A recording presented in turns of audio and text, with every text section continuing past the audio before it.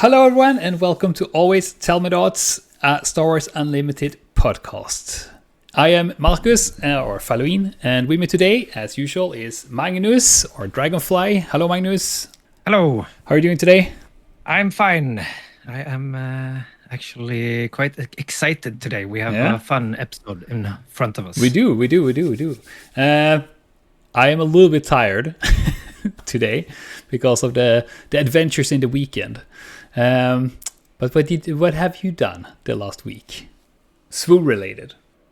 I mean, it's of course no one should have missed that this weekend we had Malmö Game Week in Malmö, the biggest tournament in the Nordics so far for Star Wars Unlimited. Even bigger than before, because the last time it was the biggest also. So yeah. So today we have the pleasure to have Emil with us, the winner of Malmö Game Week. Spoiler alert. So welcome, Emil. Hello. Have you? Do you still hurt? In your fingers still hurt from opening all the packs you won this weekend? Yeah, I get a little bit wild opening like 200 packs or whatever. That's crazy. Yeah. So if our listeners don't know, the Malmö Game Week had a really good prize support. So Emil, as the winner, walked away with a full Carbonite box, like a full Carbonite display, and one case of Legends of the Force.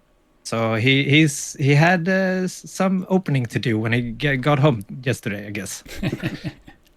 That's true. So should we say we should say a little bit of just like if you don't know what Malmö Game Week is, it's a huge convention that is in Malmö in Sweden, and it's not only card games, but it's everything. It's there's a lot to do. There's RPGs, there's board games, there's a nerd market with so much stuff.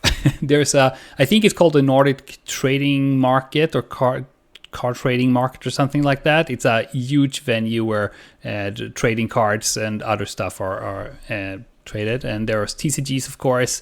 There's cosplay. There's so much stuff. And this Saturday and Sunday, and I heard it then on Saturday evening. I heard they had sold about 6,500 tickets or so. So it's a pretty big thing. And among all this stuff was the SWU tournament. There was 90 players in it, so it's a decent sized tournament for sure. This was the Malmö Open 2, because last year at Malmö Game Week we had a tournament as well. And before this tournament, the first tournament was the biggest tournament in the Nordics, I think. Yeah. Just around 80 people. Yeah, I think 80. it was maybe a bit less. Yep. So they did go above and beyond that this year. For sure. Unfortunately, we did not manage to get to the magic number 100. But next year we'll get there. For sure. Now everybody needs to come and beat Emil. So. Yeah, of course. Yeah. So Emil, tell us about your day.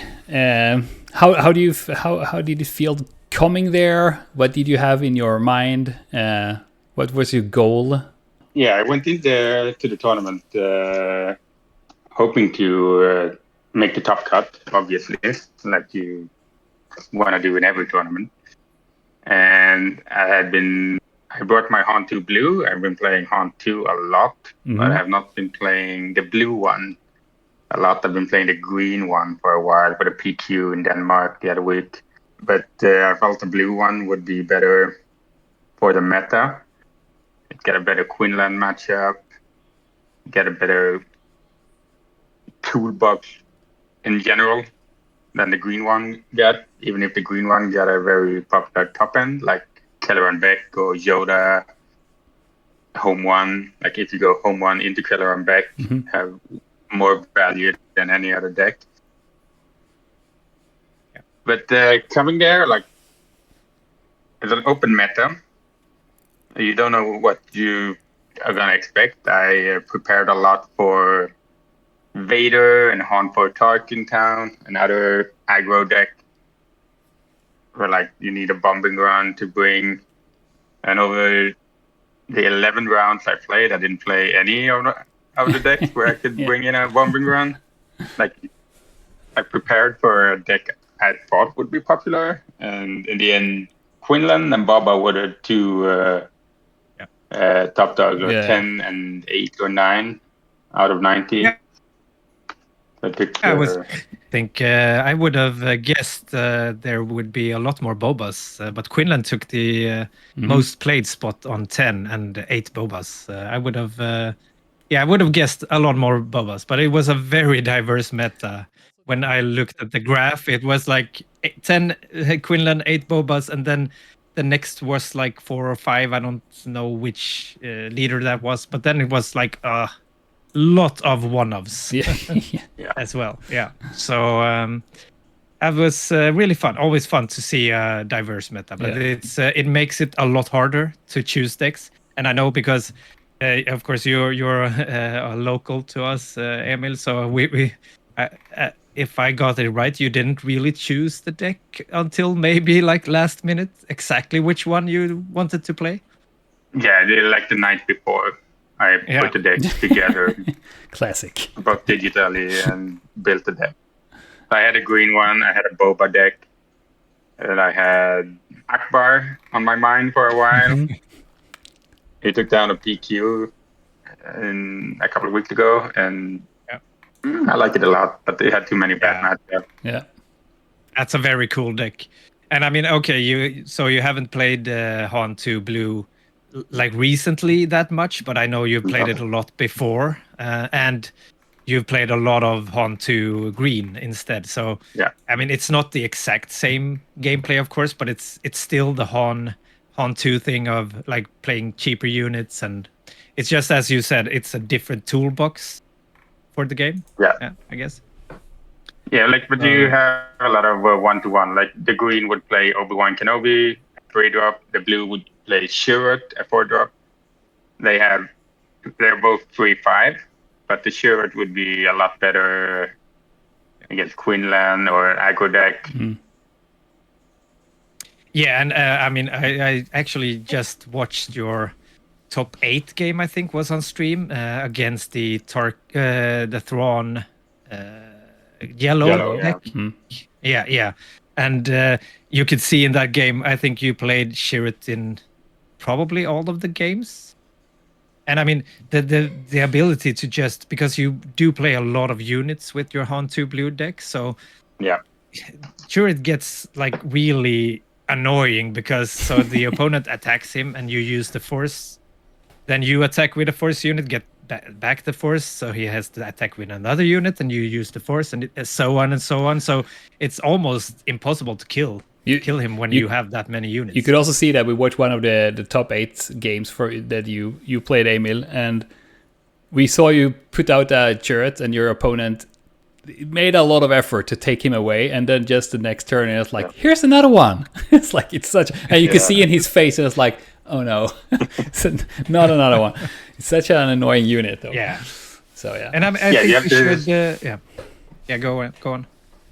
No, I was going to mention that you get the opportunity to deal damage to your opponent while he has to deal damage to one unit, which can give you put you out ahead in the damage rate. When you can attack with 3 units, deal 8 damage, and he will kill Chirrut, but he will have to do it in 3 attacks. Like that will give you the edge in a lot of matches. Yeah, definitely. I think we should mention that. So if you're interested, you can go and watch the tournament.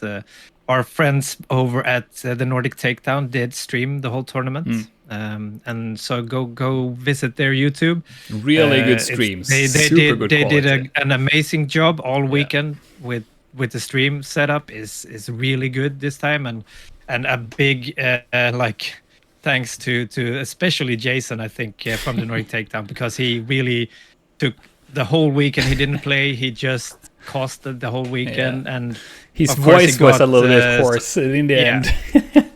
he got some help from the other guys as well, but he powered through the whole weekend, and he did an amazing job. So strong one. Please go check that out and give them some love over there, because they definitely deserve it. Yeah.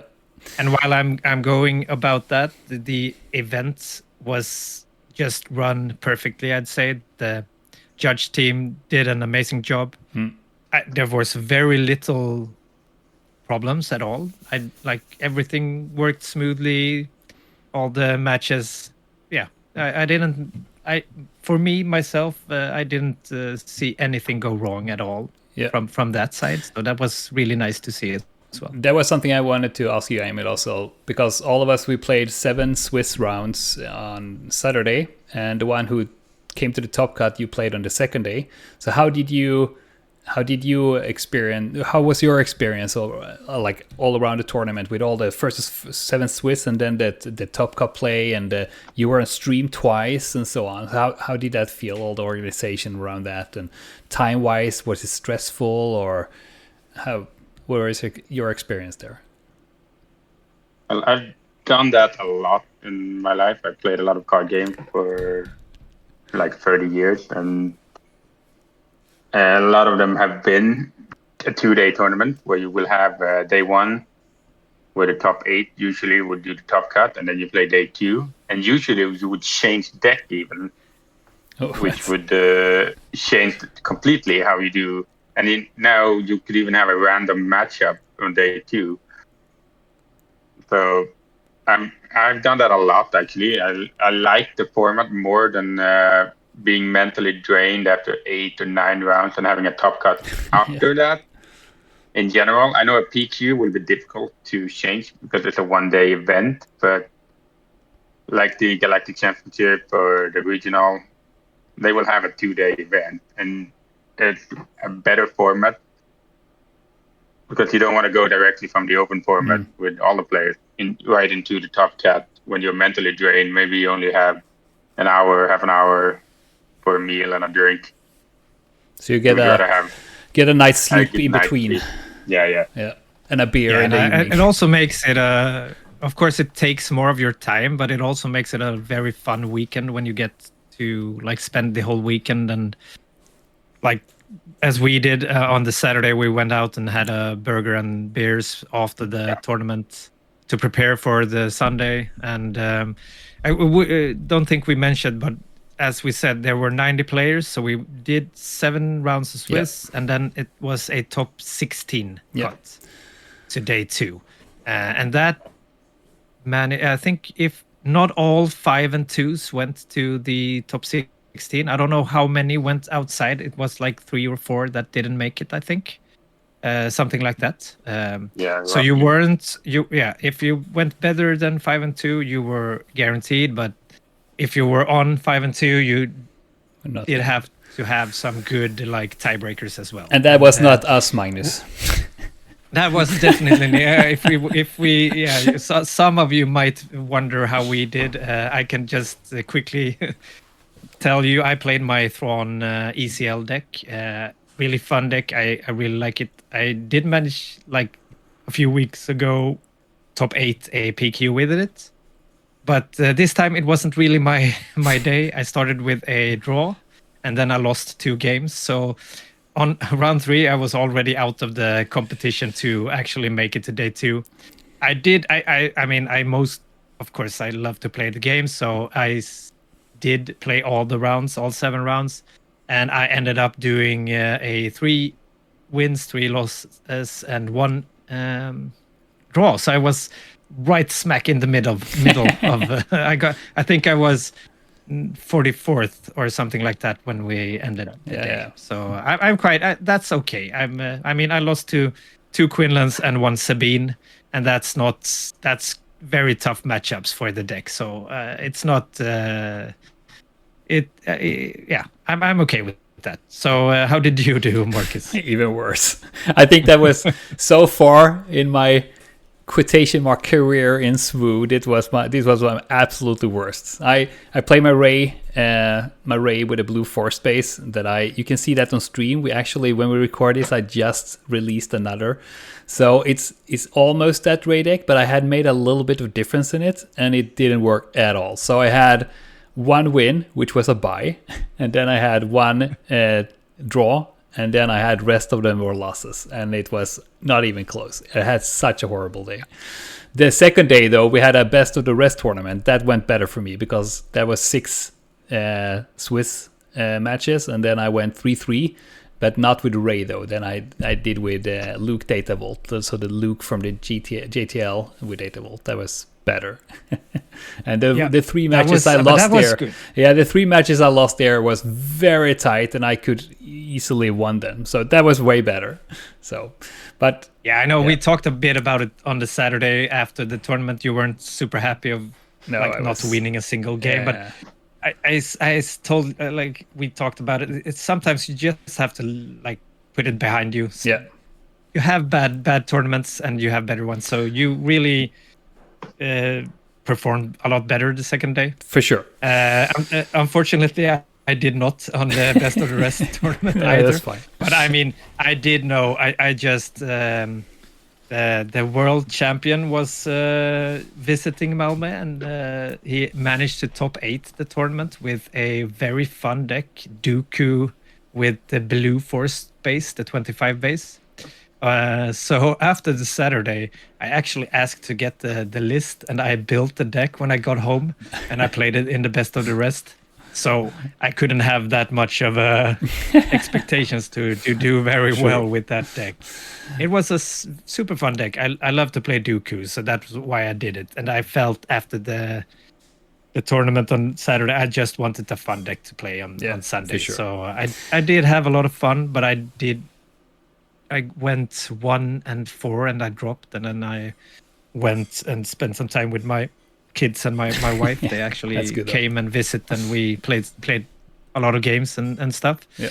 But I could have been. I did have some very tight games. So it's I'm not sure if it's a good deck. I more think that Beton is an extremely good player than that the deck is very good. And that is, and that is also something I wanted to ask you, Emil, because this is a little bit more general question, but because since we are in the same local group, you and me, we have played quite some games together, and I know at some points, more than once, you have said to me that I need to remember that I have played for like half a year or something, and you have been playing for 30 years.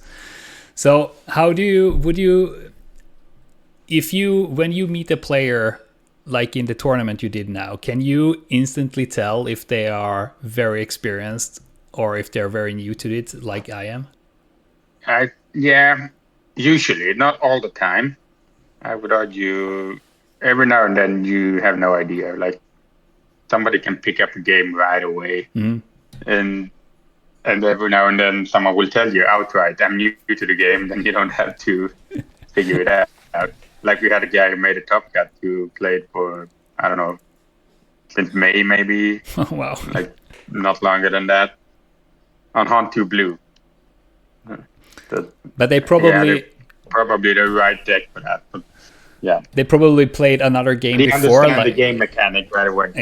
Yeah, exactly. He probably had like a card game mentality or another type of game mentality where you can understand why a card would combine with another card and the order you play a card, why you attack before you play a card before you attack, whatever, all of that. Yeah. And I guess that's something you just need to learn by playing a lot, or... Yeah.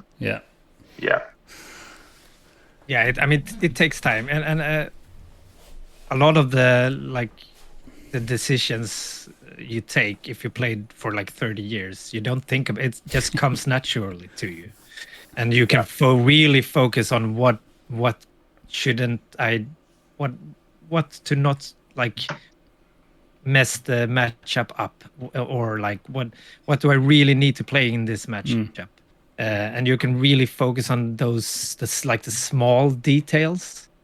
but a new player has to focus on everything, like from like remember everything, resourcing to remember everything, and Yeah. that makes, of course, that makes a big difference in and Yeah. especially when it starts to get to the top cuts, when you get a bit nervous as well. There is something on the line all of a sudden, and So how that is makes a that? big difference. How, There were how do you do there, Emil? Can you take us through the top cut, like maybe the top 8 and upwards? How are you nervous when you go into those matches? Since you have been playing for so long, and I am going into a day 2. I usually am a bit nervous, like before any of the play has begun, and then I kind of get rid of that when I get to playing. The moment you start playing, I don't feel that way anymore. And then usually I figure out that even either if I win or don't win the top 8 match, I've already either I figured, I win the game, then you're happy. I don't win the game, but then I'm happy for making top 8. Like I've had 15 years ago, maybe I didn't do that. I got mad for not winning a top 8 game, but then you get older and you realize you can't be you have to be a good winner and a good loser in a game, right? I wonder if that experience or age, though. I mean, I think it's a little bit of both. Yeah, probably. And I mean, when you play games as card games as long as Emil has done, you really see that you always need the some small bit of luck in tournaments to actually keep going and winning each game. And so when you don't have that luck and you lose a game in top 8 that you think that, I should have won this game, this was a good matchup for me, but when you play that much, sometimes that will happen. It's a card game. You will draw bad, or you will make a small mistake, and I think it's very important to not focus on those times, and just, as Emil said, that's the best one. Like if you go to the top cut and you lose in the top 8, just be happy that you made the top 8 instead. Don't feel like, I should have gone to the top 4. For sure. Like you've actually already made a good result. So keep that for sure positive. So how was your top 8? Can you tell us what did you face there? Can you tell us the top 8 and up to the final? Can you tell us what you faced there and how it felt, and a little bit? You don't have to go into every detail, of course, but however you want. But the top 8 would be the Danish guy who won the Lille Regional. He played the Grand Admiral from yellow deck, and you can watch it. That's on stream. Before you comment those, I just say the top 16 game, because the best of the rest was started a bit after you guys started to play. So I actually got to stand and watch you play that first. That was against a Sabine ECL, right? And you lost the first game while I think you missed, you were 1 damage away from lethal, and he won the game. Yeah, he had 24 when he attacked. Yeah. Oh wow! And that takes some experience and calm to actually turn that around and win 2 games against Sabine as well. That is it's always a tough matchup against Sabine, because when that deck does what it wants to do, it stacks up damage fast. Super so fast. I think that was you really took that calm, and you just sideboarded in, and now it's the new game. Let's take this to the next level. And I really liked to watch that game. And you did win the other 2 games.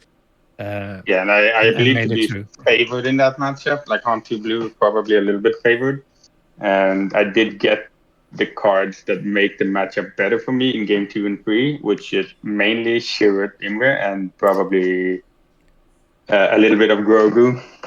I never get enough of Grogu. Yeah, but, Grogu is really good in Hunt. Yeah, it's insanely good. But I would have a combination where he would attack Shirat, I would heal Shirat, and he would have to attack him again. The combination of cards like that made it hard. So the top 8. So you started with Thrawn. yellow. The yellow You throw lost deck, the and he first would play game all there as well, right? Yeah, I did. I felt like I should rewatch it, but I played a bit incorrectly at times. I should have traded a little bit more of him of the units he deployed, and he won that rather handily, I would argue. And in game 2, I changed it up a bit, and I would make sure to clear the board and deal damage to him all the time, and it would work out pretty well. I got helped a lot by obviously a triple throw where I would throw a crate dragon on him, and then a shoeback, and then a crate dragon in turn 2, 4, and 5 or whatever. He got a little bit tilted by it, and I can understand that. Where you have, but that's what a red-blue hero deck can do now. Like if you draw Kiadimundi, you get a lot of cards in hand, and then you have a throw combo with a Great Dragon, and you kill an Anakin, and then he deploy another Anakin, and just play another one and kill it. Pay 1, and then I kill an entire turn for him. But then in game 3, we had a bit more of a, I would argue, an actual game with no weird God hand for either one. Can I ask about that, because that's something it's very debated right now. Force throw, that card, because it is a really good card, but it's been around for like as long as I have been playing. So why is it now that it starts discussing that? Because you can play that and throw a Crate Dragon since the first set. So why is it so much of a discussion not now? as Crate Dragon in the first set. But... No, but there were still big units you could throw away. So sorry, I just had to say. Yeah. but it's been around for a long time. So why does that discussion spark now? I mean, what you did there, what you just explained, you just do 3 of them in a row. That's, of course, it's horrible to meet that, but it's been around before also. Yeah, but the thing there would be that they opened up the meta with more decks being able to include the cards and reliable turn them on, or whatever you want to call it. Like you had Quinlan earlier on being the only deck that could reliably do it, and a Quinlan would only have a Han, which would you don't do 9 damage. You can't kill an Avenger or whatever with it, but now you can do 9. Then you can kill. You can't kill like the bigger capital ship and Devastator up to that level, but you can kill an Avenger. You can kill Yoda, the new one, 5/8, and all of that for 1. And the combination for a hero red deck would be Kiadimundi, where you can afford to take a card from your own hand, and then you replenish your hand with 2 new cards. Right. But the power of the card... Yeah. All right. So it's more that they have more cards that like synchronize with it better now. Yeah, all the new all the new units. Yeah. That's I think that's spot on. I think especially the combination with Kiadimundi and Force Throw is a bit too strong at the moment. That's because you're playing the wrong side, Magnus. I'm playing the right side. That doesn't matter. I mean, the Talsin deck, of course, also played Force Throw, and without Kiadimundi. So obviously, it's a very strong card. Yeah, of course. Even without, but the combination, as Emil says, is so ridiculous. When you, I think in the second game against Ron, didn't you? I think you played 2 Kiadis, and then you used 3 Force Throws. Yeah. As well. So I mean, you drew 4 cards, and so you actually didn't do anything for your hand that you had. I would gain 1 in a way. Yeah. You have the throw, which you pay 1 for, and that's a removal, and you would always play the removal and get it out of your hand, and then you threw your own card every time. But with Kiadi, I draw 4, which means I am up 1 anyway. I got a unit on the table. That's strong. Yeah, that's very strong. So you can like remove any unit for 1. Yeah. On like, of course, it takes that you have to draw the right cards with them, but because you draw so many cards, you usually get some of the big ones as well. So I mean, we can probably discuss that in infinity, like probably. So what did you? So what was it after Thrawn Yellow? What was your the next one up? Top 4. Yeah, the top 4 game. Top 4 would be the Norwegian guy, young guy, like 15-year-old Jonathan, playing Cad Bane. And Cad Bane can be very tricky for Han. And indeed, in game 1, he had a very good opening where he would turn 1 Basin, take my 2-drop. I didn't draw a new one. I have to claim. I play a 3-drop. He would play, now there are 2 of them, ambush into my 3-drop, kill it. I claim, play a 4-drop, which would be Shirut. And he ambush Forlum into Shirut and ping 1, kill it. I don't have my force token because my unit gets killed every time. And the game only rolled from there. I couldn't come back. And then in game 2 and 3, I would have a much better opening where I could get Owen and a 2/2 shielded unit, which give you a lot more options early on, where I can put the ping on the shielded unit. That's fine, and Owen can die, and I get to find a new unit. And then I would argue Shirut would do a lot of heavy work in the game 2 and 3, where I would. So I mean, I guess out. in because this game wasn't on stream, right? No, we only had one top 4 game, and so when you got like the force going, then it went a lot better for you, I guess. Yeah, because then you can play Kiadamundi, Shirut, and get the value out of it, or I can run Warrior, heal free, and if you can do that, then you have the shielded units are great too. Like game 2, I would have the 2-drop shielded. I would have Itinerant Warrior shielded, and which would mean when I flip Han, I would have 4 units out. And in game 1, I didn't have another unit out when I flipped Han. Like a very different. That's a big game. Difference. Yeah. Yeah, and I mean the top end in CAD would still be annoying. Like Cad Bane unit would capture a lot of your damage units. Like he would capture Luke, but then he can't attack with Cad because I got Luke back, and Luke would change the game for me. And in game, I took home game 2 pretty much because I got my token going and Shirut going. And in game 3, I actually had an even better game, I would argue. I don't think I had any damage when I won because he had to trade all the time with unit on unit, and I would have 1 more unit all the time. I got my throw going. He couldn't find a hotshot, which is very important for him because a hotshot would make he can always trade up with a unit. Like a 2/2 can kill a 4/4, but now he can't do that. Like I'm probably a little bit lucky. The matchup is very dependent on the card drawing early on. Like if I get my shielded 2/2 unit, it's a lot better than a 3-drop. You don't want to play a 3-drop on turn 1 because it will just talking down it. I did get to play Ogdo Bogdo in game 3. He came out turn 2 with no damage. And then if Cad want to do ping damage, I would put it on him and activate the 5/3.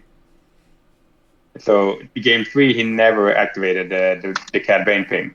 and Ogdo Bogdo would be to the left of my playmat all game doing nothing.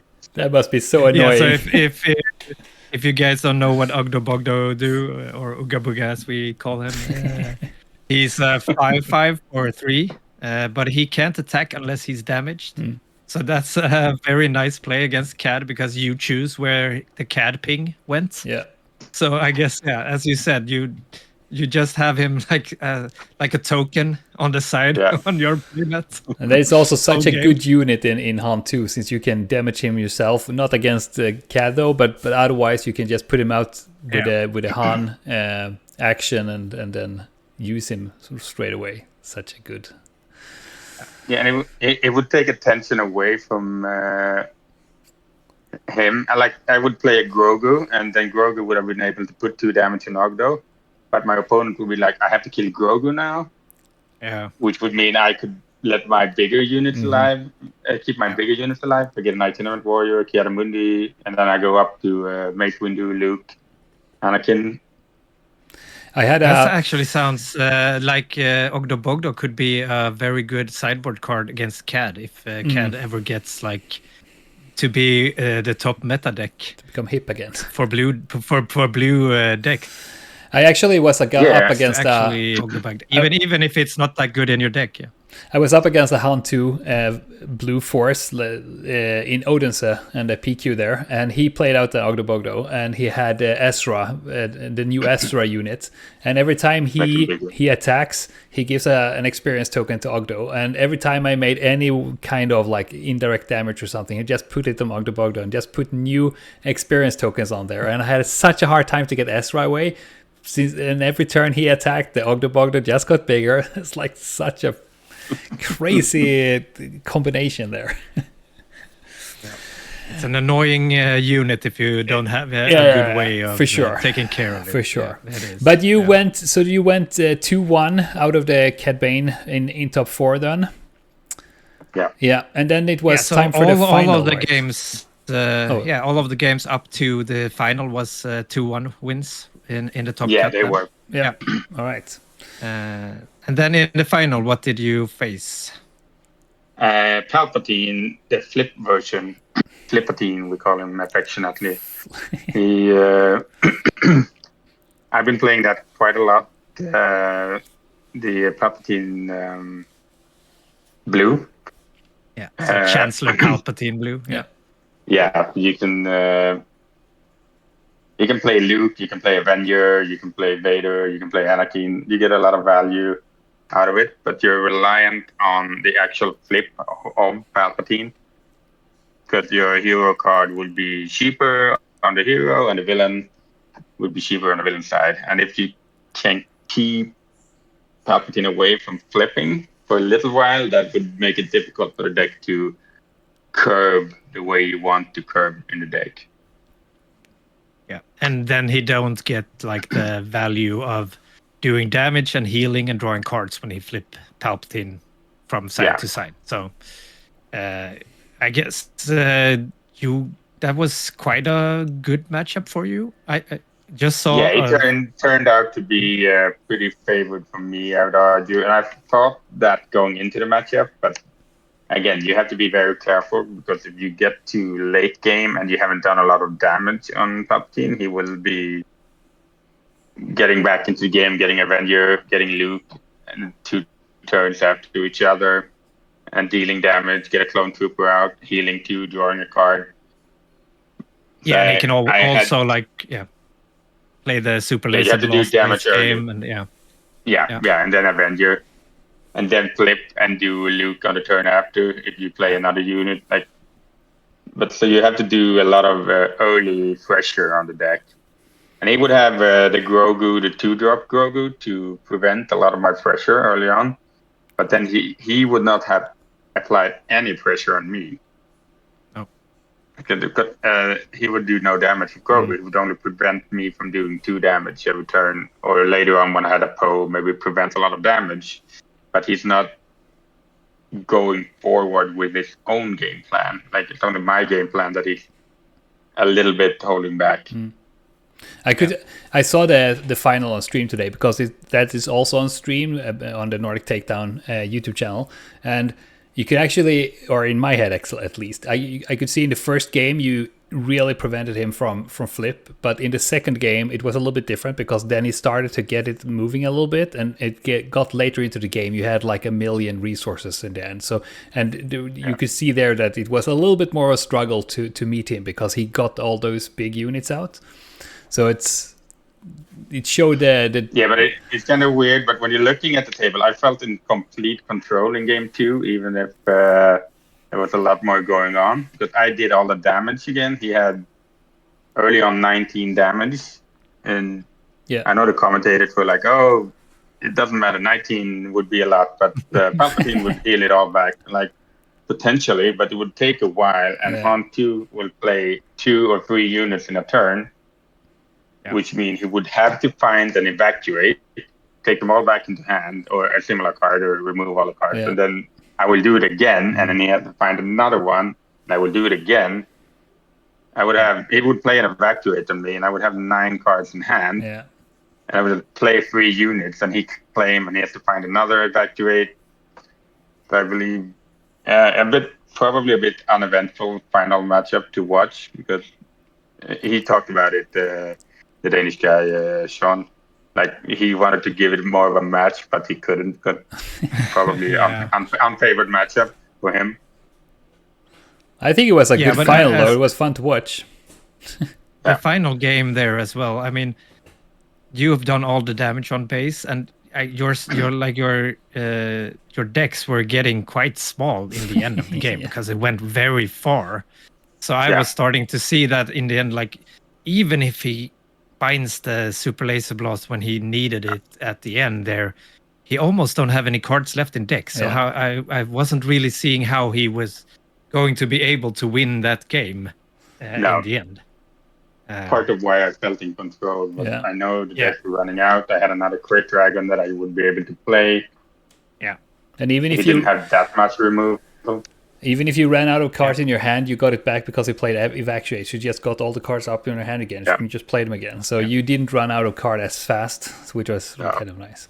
But also, I want to, like, for you who are a little bit newer into the game, or if you're a little bit more a casual player and so on, I really, really urge you to go watch the final, because I know I wrote this to you earlier today, Emil, but you really, really should go there and look at Emil's table, how he is playing, because that is absolutely how you should play a card game, I think, because it was very clear when you use how many resources you have when you use the resources. When you drew cards with Kedimundi, we put them in front of the deck so the opponent could see that you took 2 cards, and you put your hand far away from the table. You had your units very clear if they were ready or not.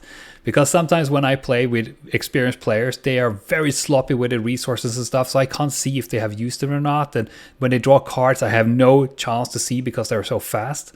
So I think everybody should go watch that, because that is how you should play. It's very clear, it's very honest, it's very sportsmanshiply done. So that is a very... Except for winning, in my head, you won the tournament in how you played it, because you are a super fast player. When we play together, you're super fast. I was like, what is going on? But you are always very clear on what's going on and show it. So I very much appreciate that in a player, that they are very clear in what is going on there.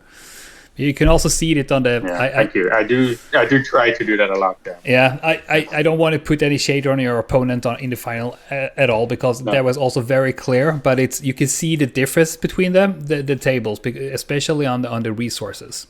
But as I say again, I will really say that I will not put any shade on your opponent, because he did a good job and he was very clear and played very well. But you can see a difference at least. And there are others that are way worse. So, I played quite a few highly competitive tournaments now. We went to Lille, the regional. I went to Liverpool. I played a couple of PQs, we do meet a few players where you wonder if they are intentionally being chaotic on the table or being unintentionally chaotic. I try to lean towards unintentionally usually, but every now and then I pop up where I try to keep an eagle eye on whatever he's doing at all times, because you never know if he's trying to, a couple of people will put their hand on top of other cards on the table, and then you would mix them. It's very easy to just get another card in hand or whatever if you do that. I had that in the PQ in Odense. One of my opponents, they put their hand on top of their resources, and I was like, dude, what is going on? Because also as a new player, I mean, I've been to, this is my 3rd bigger tournaments. And I have no chance to see, because you are very experienced. You can see if a player do what they doing, what is going on, kind of. But I have no chance doing that. I don't know anything what's going on their table, because I have full attention on my tables going on, kind of. So yeah. I try to be very clear when we teach new players as well, and even if it's very experienced card players. I mean, this game, there's a lot of players that play like maybe Magic before. And a small thing, like when in Magic, when the turn ends, you untap your mana and then you draw your cards and then you go to the second round. In this game, it's actually says in the rules as well. You draw your cards, you put down your resource, because the resource actually comes into play exhausted, and then you ready all of your resources. Yeah. And it might seem like a small, like it doesn't matter which order you do it in, but it actually does make it much more clear for your opponent, because when you've readied your resources in this game, that's a very, like, if both players have done that, both players are ready to take the next turn. You don't have to ask your opponent, are you ready to start? Can I start play? I have initiative. Can I play my... Because if he's ready his resources, that's the last thing he does before he's ready to take a new turn. Then you can just start playing. It's very... it's super good. So, like, even small things, like if you learn those from the beginning, then you like get to have the immaculate, like really nice and tidy gameplay. It's always nice to see. To help, it makes it such a better experience for both players if you're just very clear of what you're doing for sure. in the game. So really encourage people to do that and help new players. When even if it feels like you're correcting players, just mention that, because some people really don't think about how they do these things, because in Magic you always just like ready your resources, but just tell them why it's done the way it's done, and there is actually a thought behind it. So keep they matter a lot in the game too. Like you can play Han 1. It's a deck where you can figure out why would it matter. Because you had a Millennium Falcon, you had to defeat one of them after readying them with the Han, up to 2 if you had a flip turn. You had a Falcon where you can pay for one and then defeat it. Like if you can have Han 1 being a perfect example of why you need to learn the correct order of doing it. Yeah, for sure. So it's very, very nice, as Marcus said. It's very nice to see it actually done right on stream. So go watch. So go watch that. I mean, watch the whole thing, because it's a great way to. The matches are really nice to watch. So of course, but in the final, you do I remember it right? But you didn't have any damage on your base in either of the 2 matches. Because you healed it away. Maybe not, no. So maybe not, yeah. If I remember it right, it was like that. It was kind of interesting to see. Because you won the final with 2-0.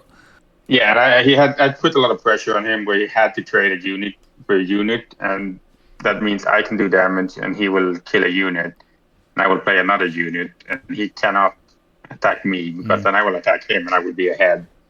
And I got that in both game 1 and 2. Yeah. Yeah, maybe, So how was the feeling when he fist bumped you the second time and you have won this stuff after like 13 really games or something? 11 rounds. I had 27 games probably. 27 games. So many. Something like that. Yeah. I think you could play up to 33, and then I have 3 games going 2-0 and the other being 2-1 or 1-2. I had, after 3 matches the first day, my head was so tired. So that is also because I'm super inexperienced. I really need to focus on everything. So I also think it's a little bit easier if you're experienced, but still, it's like 27 matches. It's like, I can't even imagine being on the top for so long. Yeah. That's very impressive. That is a lot. Yeah. But we're very happy that you took it home to our local scene this time. Again, actually, last year it was a local player as well that won Malmö Game Week. So we're happy to have it stay in our gaming group. Yeah. Actually, we had 3 players in the top 8, right? Do I remember it right? Top 16 at least. Top 16. We had 3 players. Right? Yeah. Yeah, I think both. Let's see. It was Andreas, Phobos. Yeah, and Ponkas Andy and Emil. did lose his top 16, I think, and Andreas went to top 8, I think, and he lost there. But so that's pretty that good. was really good. Amazingly played from them as well. And Ponkas, Andy, he was the king of Swiss as well. So he did actually take. Really good. He performed the best out of the whole field on day 1 at least. Yeah, so that was he played Beton in on day 1, where they were both 5-1, I believe. Yeah, and they would like, okay, you want to draw, and Beton would be like, would it matter for the initiative tomorrow? Yeah, it would. Like the higher rank would pick for every game, and then Beton like, okay, we'll play then. I want to play. And then they flipped the leader, and he joked about not wanting to play anymore. But Andy would have a Pro Dameron, aggro deck, the Data Vault, and Beton played the Count Dooku blue force. The blue force space. 25. Yeah, and I think they played on camera, right? 2 games. I think that was on stream. Yeah, I think that's on stream if you want to see it. But I think as well it was 2 very fast games. Yeah, well. He would find the Falcon, which can have more than 1 pilot, play Chewbacca, can't remove the Falcon, put Poe on it, and deal 10 damage. And Beton would have a 25 HP in total. Yeah. So he would be 2 attacks and be dead pretty much. I did something similar actually in the best of the rest, because I played the Luke JTL with Data Vault, and in one of the games I got Luke out on, I don't remember what it was, but then I used the run, what is it called, trench run. So I made 11 damage, and he flipped. So the trench run says that the opponent should discard 2 cards, and the difference in the cost of those cards is the damage that I get on my attacking unit. And he drew 2 cards that was very important for him. It was, I got 0 back. The next turn, I made the same thing, trench run, 11 damage. I made 22 damage in 2 turns, and I got 0 back again. And he drew 2 Overwhelm and Barrage away from his deck. So it's like, he was like, okay, next match. It's like, it's crazy. Could be. Yeah. All right. So your Han. So we should wrap up a little bit because we are like 50 minutes into this. But I just wanted to ask you, the deck you are playing, the Han 2 Blue Force, is it a homebrew? I don't think you can say that. No, you have very few decks that are known now would be your own version. More than like you have a core of the deck would be 35 cards, maybe 40, and then you have your board, and you have like how many Ogdebog do you want to play? Are you playing a Chewbacca or not? How many 3 dwarfs, 2 dwarfs are you want to play? The top end could be 2 Great Dragon main, 1 board, 3 main, like. So it's very variant. So it's like. There are a lot of variation between the decks. Like you had the 4 Han 2 taking down a PQ the other weekend, and they were pretty different, all of them. Yeah. I would main deck Entrenched now, and not everyone would do that, and I'm not going to do that again. So. Fair enough. Did you play it a lot, or? I did win a game on it, but that's only 1 game I won out of 27. So yeah. All right. Okay. Yeah. And that's we've talked about that before. That's one of the very fun things about this game, that even if you take like a top meta leader base combination, then you can make the deck like to fit your play style. So you play it with the cards you like to play. Yeah. And as you say, maybe like a big part of the deck is almost the same, but then you can tweak it to have it look like feel like the way you want to play, and that's very fun. And I urge people to take my Ray deck and fix it because Make it better. make it better. Yeah, make it better. It is good, but it can be better. Then I have a last question, and I want a very short answer because me and Magnus always say that if you're a new player or newish to the game, you should go to tournaments. Like, don't be afraid to go to a PQ or something like that, like I did for the Copenhagen. But if a new player goes to a tournament like this one, the Malmö Game Week or a PQ or so, what would you be your one advice for a new player when they are going to a tournament? What should you think of? Or I mean, like we've talked about, you've been a new player recently. Like, don't be afraid of not winning the game. Like, you're not there to win early on. Like, no one will do that when they're new. Like, don't be afraid to not win. Try to learn. Like, it's gonna take a while to learn it all, but you went to a PQ for your first tournament, which maybe I don't recommend that in general, but well, I do. Well, yeah, but we got a great community here in the Copenhagen area. For like sure. we got some friendly banter going on, and like if you meet with kindness, you will get it back. Like if you're kind and polite and lighthearted or whatever. Like I know they talked about it during the final, I think, because we would have a little bit of banter going on, me and the Danish guy at the table, and like if you think they're not playing quick enough, it's because there's a lot of banter going on. I'm like, that's a big part of it, being able to relax a little bit and have fun and not only be there for the game. That's a really I would good. bring that with me. Yeah, that's a really That's good advice too. Don't expect to like win your first tournament. That would be it's very few people do that in card games. You could say. For sure. Of course, there once in a blue moon there is a super talented young kid maybe that comes up, and that's a great. That's a great advice word. For sure. Just go to a tournament to learn, not to win the game and have fun. That's good. That's a good first tournament. Yeah, for sure. Yeah. All right. That's very good. Let's wrap it up. First of all, Emil, thank you so much for joining us here this Monday evening as when we are recording this. It was very nice to talk to you like this. We talk a lot, but it was nice to talk to you in this format also and share your wisdom with our listeners. And I guess I say this without checking this with you first, Emil, but if you as a listener have any questions to Emil, just send them to us, to me and Magnus on our Discord or on YouTube as a comment or so, and we will bring them to Emil, and maybe we do a Q&A or something later on. But if you have any questions, let us know. And as always, we have a Discord, as you know, and you can join. The link is in the description. We also have all the episodes on YouTube. And as I said, today I uploaded a new gameplay video, so go check that out. I will not tell you what it is, but it is very exciting, so you should go there and check it.